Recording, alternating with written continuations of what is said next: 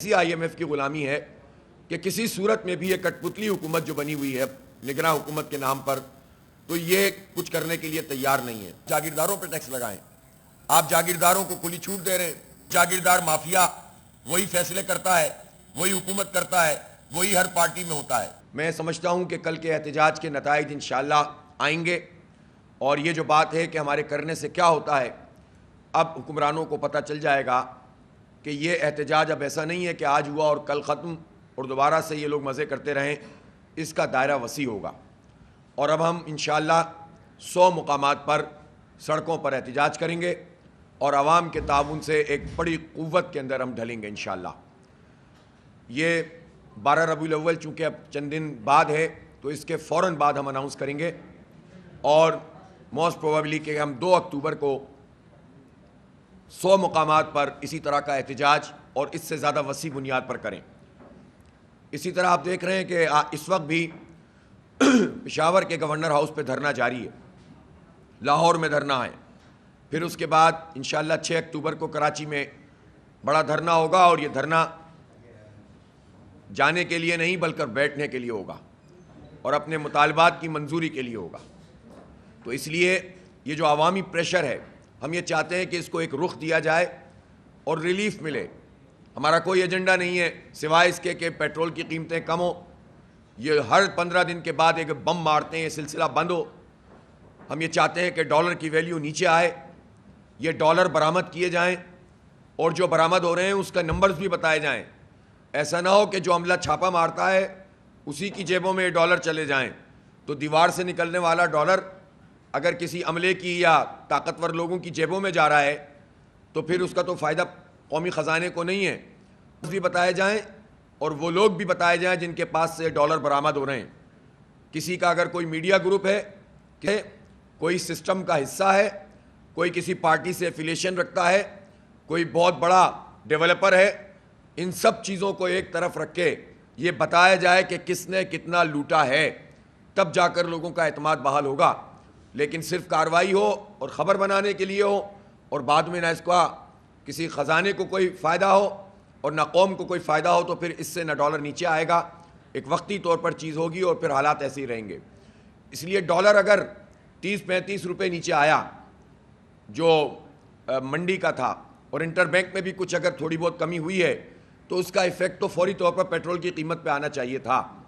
اگر وہ نہیں آیا تو اس کا مطلب یہ ہے کہ ایسی آئی ایم ایف کی غلامی ہے کہ کسی صورت میں بھی یہ کٹ پتلی حکومت جو بنی ہوئی ہے نگراں حکومت کے نام پر، تو یہ کچھ کرنے کے لیے تیار نہیں ہے۔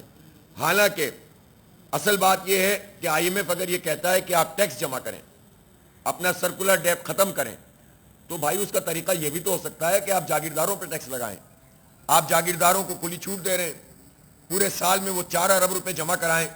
وہ 4% لوگ جن کے پاس 40% کلٹیویٹڈ لینڈ ہے، وہ جاگیردار مافیا وہی فیصلے کرتا ہے، وہی حکومت کرتا ہے، وہی ہر پارٹی میں ہوتا ہے۔ ہر پارٹی میں، چاہے کوئی بھی پارٹی ہو جو حکومت کرنے والی پارٹیاں، ان میں یہ جاگیردار طبقہ موجود ہوتا ہے، انہی کی اولادیں موجود ہوتی ہیں، انہی کے رشتہ دار موجود ہوتے ہیں۔ کچھ بھی کر لیں یہ پارٹی کے لیڈرز، فیصلے وہی جاگیردار وڈیرے اور وہ سرمایہ دار جو سرمایہ کی طاقت سے لوگوں کا استحصال کر رہے ہیں۔ میں صنعت کاروں کے خلاف نہیں ہوں، لیکن وہ صنعتیں جو جاگیرداری کی بنیاد پر چل رہی ہیں اور طاقت کی بنیاد پر چل رہی ہیں، جو چھوٹے کاروباریوں کے لیے لیول پلینگ فیلڈ ختم کر کے چل رہی ہیں، ایسی چیز سرمایہ دارانہ نظام کہلاتی ہے۔ آپ یہ دیکھیں، جب آپ لسٹ اٹھا کر دیکھیں گے تو چند لوگ ہیں جن کی شوگر ملے ہیں، وہ آپ کو پی پی میں، وہ آپ کو نون میں، وہ آپ کو پی ٹی آئی میں، وہ آپ کو ان تمام جماعتوں میں نظر آئیں گے، اور جب حکومت بنتی ہے یہی جو ہے آپ کو بالکل حاوی نظر آتے ہیں۔ انہی کی جاگیریں ہیں، انگریزوں سے حاصل کی ہوئی، غداریاں کر کر کے، انگریزوں کی چاکری کر کے زمینیں حاصل کی، اب وہی شوگر ملیں چلاتے ہیں۔ انہی شوگر ملوں میں ڈسٹلری لگی ہوئی ہے، یہ ڈسٹلری الکوہل بناتی ہے۔ کہتے ہیں کہ یہ الکوہل استعمال ہوتی ہے دواؤں میں، یقیناً ہوتی ہوگی، لیکن ہمیں معلوم ہے کہ وہ بیوریجز کا جو نظام ہے اس میں بھی کتنی 2 نمبری ہوتی ہے، اور وہ آئین اور قانون سے بالا تر ہو کر یہی شوگر ملیں 2 نمبر کام بھی کر رہی ہوتی ہیں۔ اربوں روپے، اربوں ڈالر کماتے ہیں یہ سارے مافیا مل کر۔ پاکستان کو کیا ملتا ہے اس سے؟ پھر اس کے بعد انہی کی شوگر مل، انہی کی زمین، انہی کی ڈسٹلری، اور یہی پھر ان میں سے بعض لوگ ٹیکسٹائل ملیں لگاتے ہیں۔ انہی لوگوں میں سے آئی پی پیز والے بھی یہی ہیں، تو گویا ہر طرف سے نچوڑ رہے ہیں.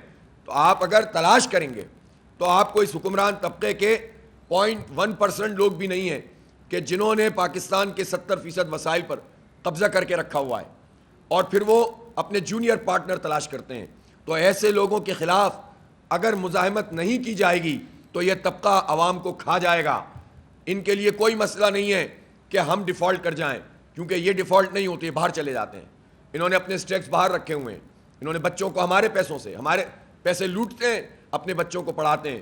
آپ مجھے بتائیے، کوئی مڈل کلاس گھرانے کا بچہ جب باہر پڑھنے کے لیے جاتا ہے، اگر یا تو اس کو اسکالرشپ ملے، ورنہ وہ محنت کرتا ہے، مزدوری کرتا ہے، ٹیکسی چلاتا ہے، ہوٹلوں پہ کام کرتا ہے، تب جا کر وہ کچھ پڑھنے کے قابل ہو سکتا ہے.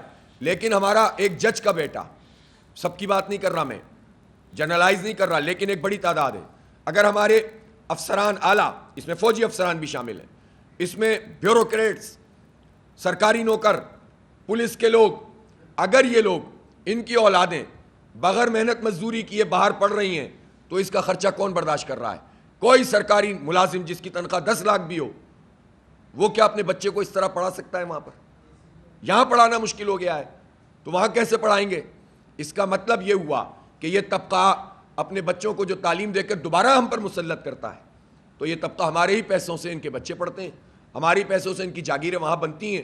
جب یہاں سے فارغ ہوتے ہیں تو وہاں چلے جاتے ہیں، لندن چلے جاتے ہیں، پھر جب الیکشن آتا ہے پھر آ جاتے ہیں، پھر فارغ ہوتے ہیں پھر چلے جاتے ہیں، دبئی چلے جاتے ہیں، امریکہ چلے جاتے ہیں، آسٹریلیا چلے جاتے ہیں. تو یہ ایک وہ طبقہ ہے جو ہمارے سروں پر مسلط ہے. اس کے خلاف عوامی مزاحمت یہ ہمارے اوپر فرض عین ہے. ہم نہیں کریں گے تو اللہ کے جواب دہ ہوں گے. یہ دین کی اقامت کا کام ہے، یہ دین کی منشا ہے، یہ اللہ کی طرف سے ہم پر فرض ہے کہ ہم وہ طبقہ جو ظالم طبقہ ہے، وہ طبقہ جو ہمارا خون پسینے کی کمائی لوٹ رہا ہے، جو لوگوں کو بھوک اور ننگ میں مبتلا کر رہا ہے، جس طرح ہم پر یہ عبادت ہے کہ ہم اس فرض عبادت کو ادا کریں اور اس کے خلاف ایک پرامن اور قانونی اور آئینی مزاحمت کریں. یہ کام کریں گے تو انشاءاللہ اللہ کی بارگاہ میں یہ قبول ہوگا. اس کا دینی پہلو یہ ہے. اس لیے میں کراچی کے عوام سے بالخصوص اور پاکستان کے لوگوں سے یہ کہنا چاہتا ہوں کہ تھکے نہیں، پریشان نہ ہو، اپنا فرض ادا کریں اور یہ کام ٹھیکے پہ جماعت اسلامی کو نہیں دیں، جماعت اسلامی کا حصہ بنیں. ہم اپنی ذات کے لیے آپ سے کچھ نہیں مانگ رہے، ہم اپنی پارٹی کے لیے نہیں مانگ رہے. جماعت اسلامی کے لوگ جب منتخب ہوتے ہیں تو اپنی ذات کے لیے کچھ نہیں کرتے، عوام کے لیے کرتے ہیں. تاریخ اس بات کی گواہ ہے. موجودہ صورتحال میں بھی آپ دیکھ سکتے ہیں کہ کون ہے مڈل کلاس لوگوں کی نمائندگی کرنے والا.